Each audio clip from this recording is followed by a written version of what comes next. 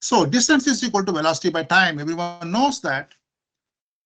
So this is what a simple factor of movement of any signal that goes from your OTDR, and reflection is seen from all of that. Okay, that's what the basic is. Now, when we talk about the reflections are by time based. So it travels certain distance, and all the anomalies in the fiber cable is going to be repeatedly measured.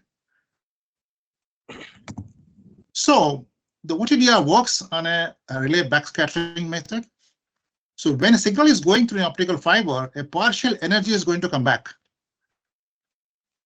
due to the relay backscattering methodology. Okay.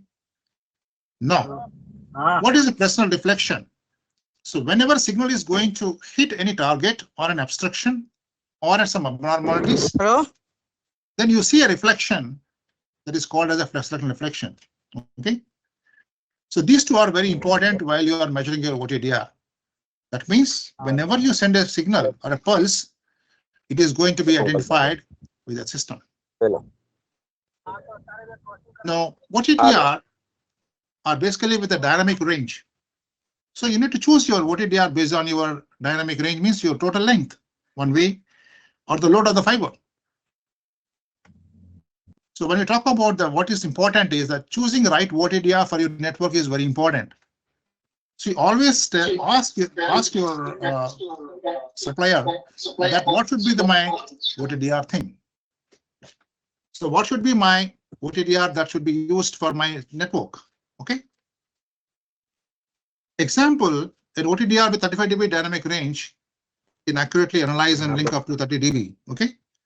We'll tell more about when you go deeper into the point of it. OTDR do have some dead zones. Okay, that means dead zones means for certain distances the OTDR can't read the information. So what information it can't read? The initially that you send whatever the pulse, the near and dead zone, that means from the OTDR to the nearest point is can't be seen. For example, if you see here, this is the zone that you can't see certain distance. Based on your pulse width, you're using it, so you're not able to see the initial thing. Usually, our expo OTDR starts from the 3 meters onwards. Means first 3 meters will be a dead zone. So you always try to use a 10-meter patch cord, so it suffices your requirement. So whenever you do a testing, don't straight away connect your direct patch cord or directly thing to it. You need to have one launch fiber before it. Okay, that's what it is to be used. Now, when we call about attenuation, so it decreases the pulse, whatever energy you are sending, it decreases as it goes on to the fiber, right? So it has to properly decrease from the source. Properly decrease from the source. For example, if you say that in case of 1310, we say that 0.35 dB per kilometer should be the slope of the decay of your signal. In case of 1550, the loss should be 0.22 or 0.19 to 0.22 anyway is okay. So 1550 0.22 will be okay to consider dB per kilometer. So these two are very important parameter while measuring the OTDR and things and all that.